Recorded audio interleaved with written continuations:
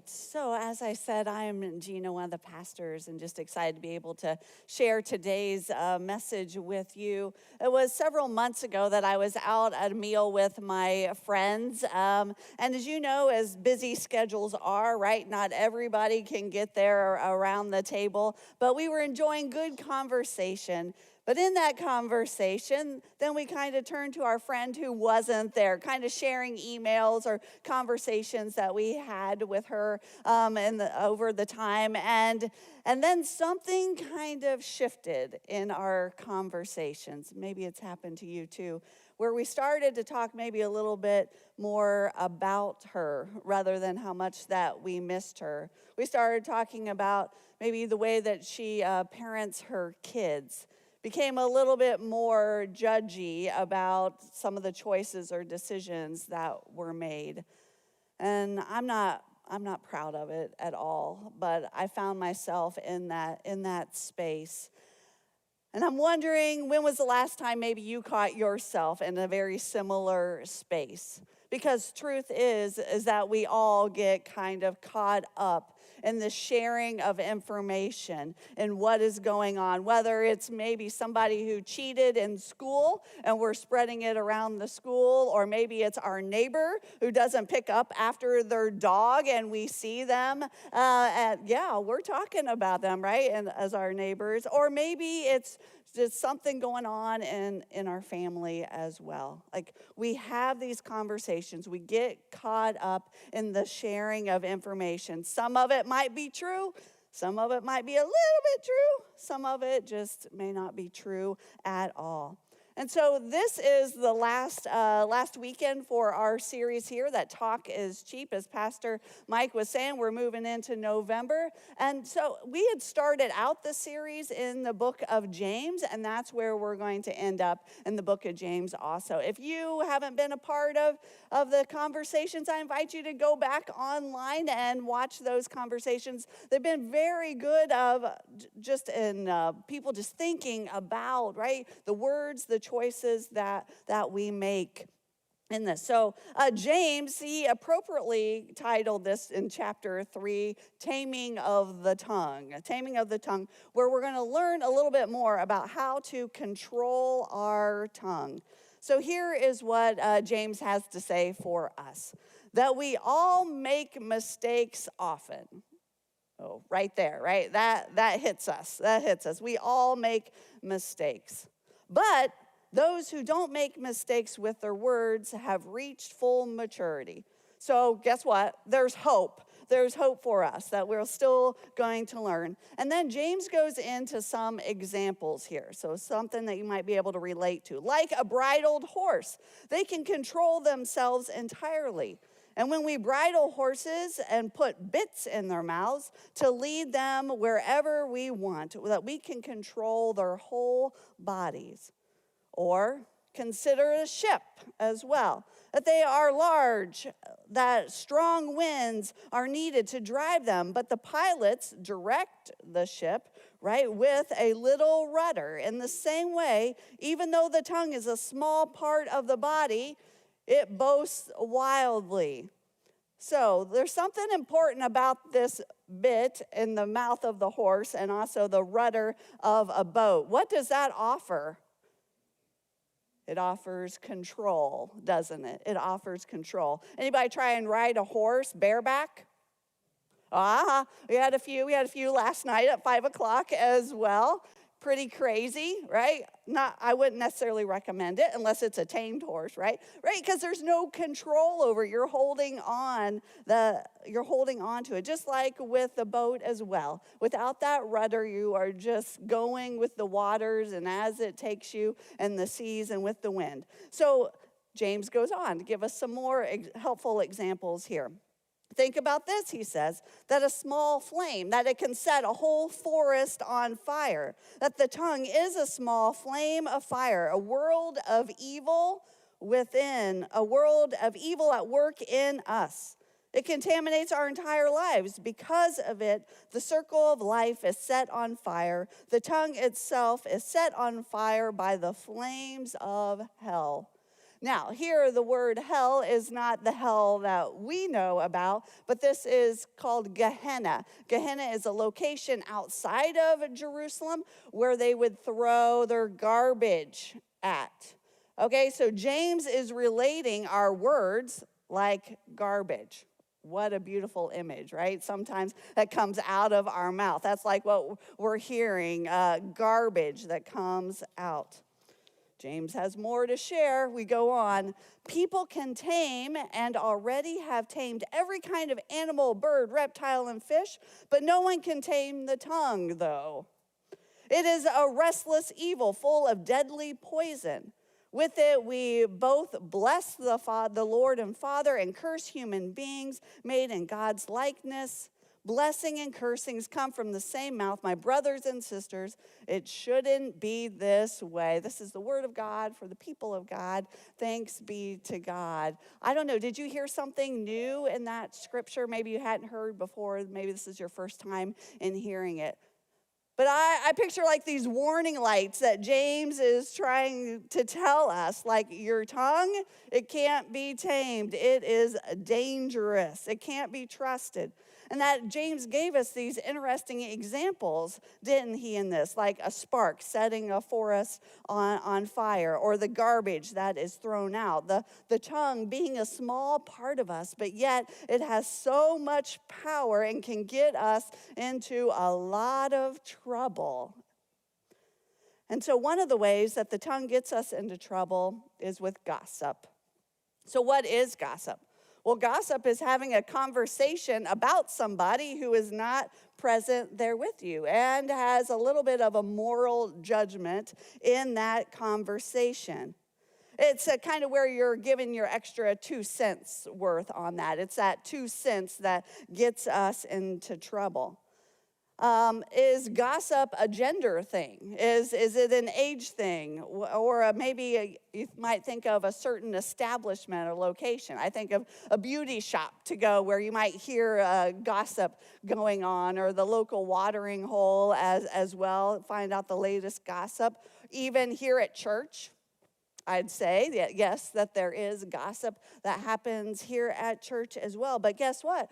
Gossip for men and women alike happens equally. You might be surprised about that, no matter what age, because right, James said that all of us should watch out. All of us need to be aware. And so as I was doing a little bit of research and figuring things out, I came to find out that we are actually hardwired for judging one another. This is called a fundamental attribution error. And it doesn't give us permission to gossip, but it explains a little bit about why our thoughts, why our habits, why we lean towards maybe this judgment, judging others. More specifically, when we do judge others, that we don't judge with the same evaluation that we judge ourselves. That might surprise you. Interesting, isn't it?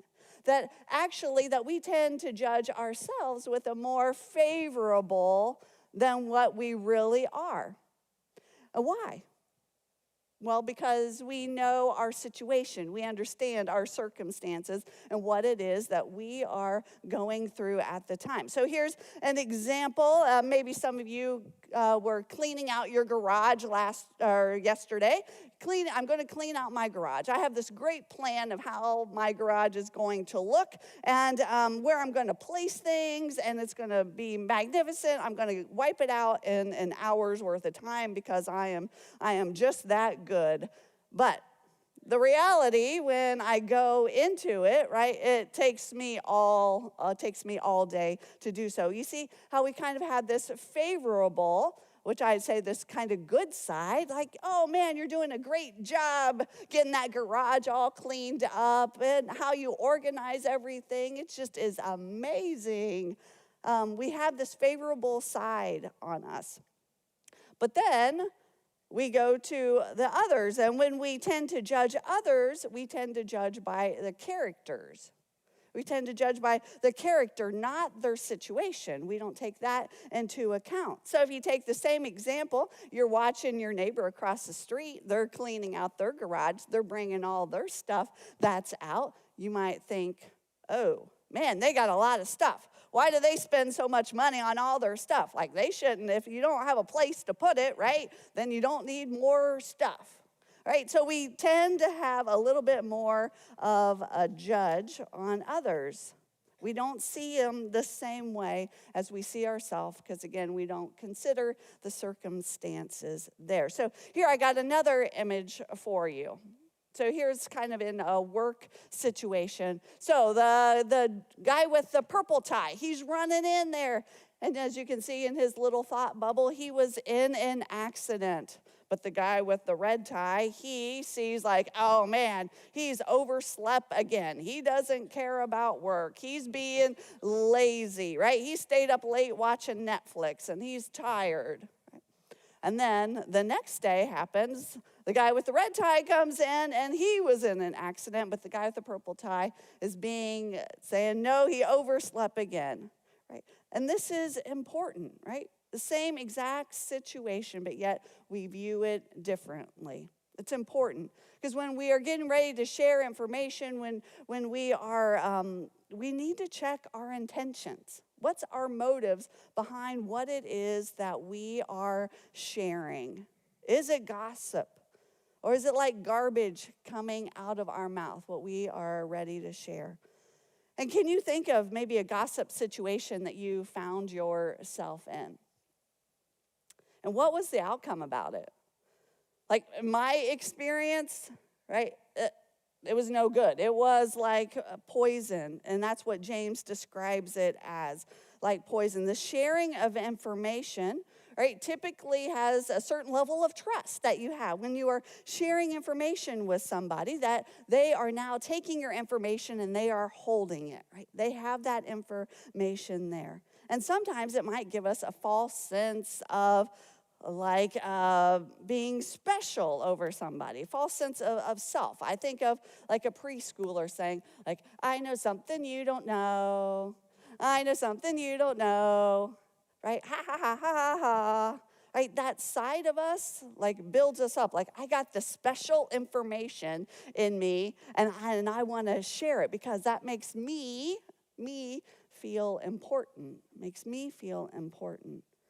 It gives us a false sense also of being a part of a group. Maybe you're in a group and you're talking and you're sharing about a particular somebody. And so you feel like you are a part of that, contributing to that for whatever reason. It's toxic, right? It lacks empathy, it lacks compassion, and it erodes trust. But how do we know if we're gossiping or not? Maybe I'm just sharing information. Maybe I'm just venting and need a space to vent. Maybe I just have a prayer request. I'm sharing a prayer request. How do we know if it's gossip or not? So I figured out 3 questions to ask myself. Is it true? Is it helpful? Is it useful? First one, is it true? Like, where did the information come from? Where'd the information come from? What was the source of the information? Right? There's a lot of sources out there that we're hearing right now with the election. We're hearing all kinds of stuff from everywhere. You drive down the street and you're seeing all kinds of billboards and signs out there, right? We're getting all of this information. And so I hope and I try honestly to be caring and to think about another when I'm going into a conversation with them, to be supportive and encouraging. Like, that's a value that's important to me. But there's a lot of this information that we're getting from Facebook or Instagram or just from our friends or our families or Google or whatever it might be, that how do we know if it's true? That even when we're having a conversation with a friend, like, we're only really hearing their side of the conversation. We're not hearing both sides of the situation and what is going on. So we still only have like half of the truth. So I invite you, do your homework. Do your homework, ask questions, be curious about this. Is it true? Is it only a half truth? Is it full of blarney? Is it a lie? What is it? And then after you share it, or after you figure out if it's true, Do you have the permission to share it? Do you have the permission to share it? And so one of my roles here at Church of the Shepherd is overseeing congregational care. So we have different levels of caring ministries where we walk alongside our congregation. And there's a lot of confidential conversations that we are having. All right, and how do we care for each other? And so, just like example this week, I received a prayer request from Diane Jackson. That Diane and her husband Ray, that they had fallen, that they were at Barnes St. Peter's Hospital, and so she was asking for prayers. So, who is the owner of that information? Diane. Diane is the owner of that information. Does that give me permission to go to her small group and to say, hey, let me tell you about Diane, or even to come here in the middle of worship, right? And to say, hey, let me tell you about Diane and what's going on in Diane's world. Can we offer prayers for her? Right? No, I have to have her permission to be able to do so. And what happens if I go ahead and I just share with the congregation? If I just share, right? I lose her trust. I lose her trust in that.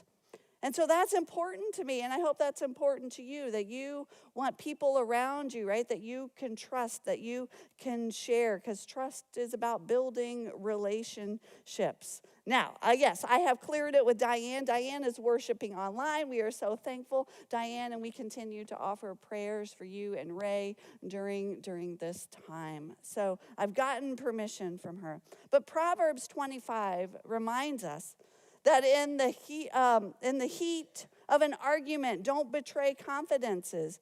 That word is sure to get around and no one will trust you. Trust matters. I mean, you can probably think of somebody that maybe you shared something with, and that you didn't want it to get around, and it got around, right? That they overshared a little bit too much, and so maybe you didn't trust them again in sharing something.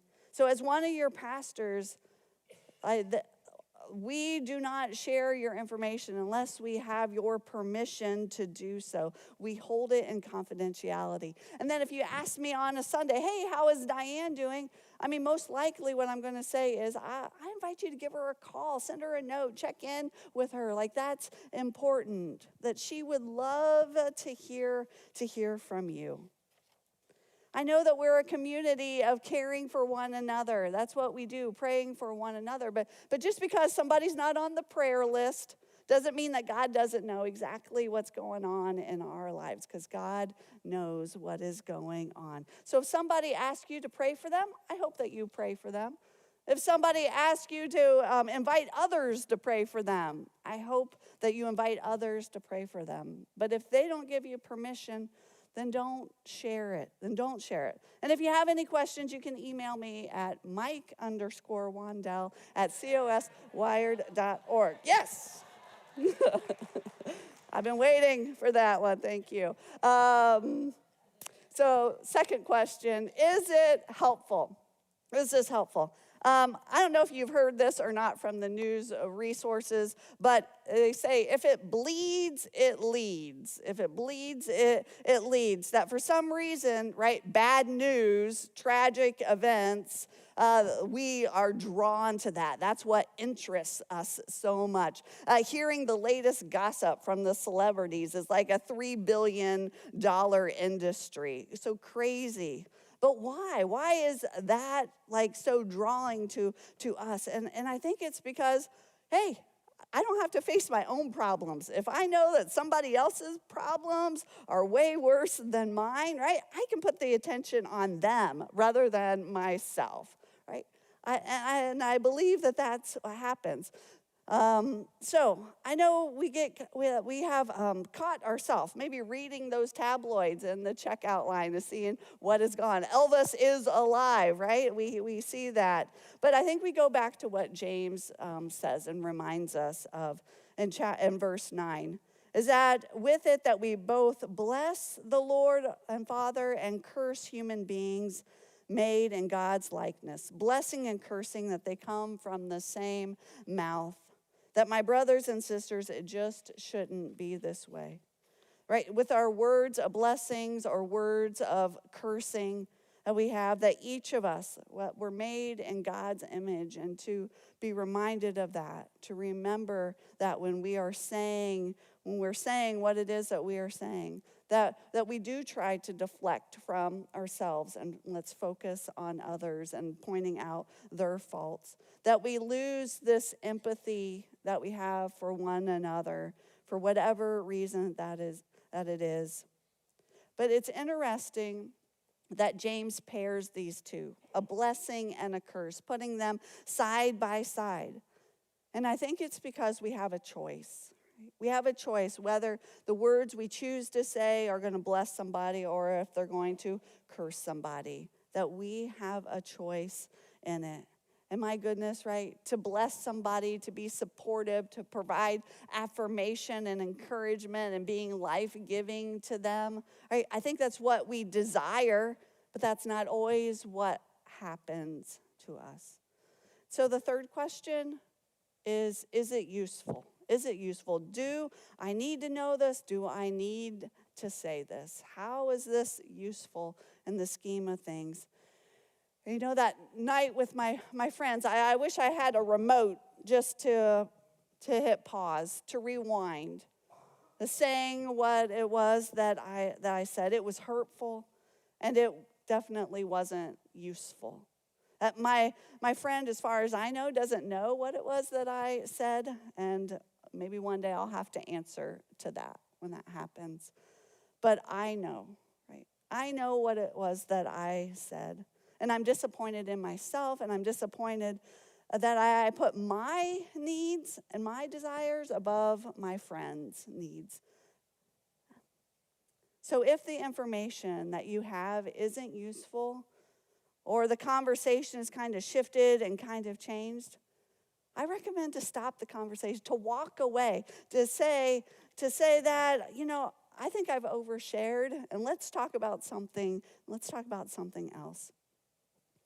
You get a choice, right? In the blessing or in a cursing. You get a choice in it. So I know we've talked a lot. It's been 5 weeks of talking how our words make a difference. So I'm going to leave us with a challenge, a question of a challenge. That if there was one thing that you could change about your habit of speech, so there's a variety of things we talked about, listening and not speaking and the words that we choose. What would it be? What would it be?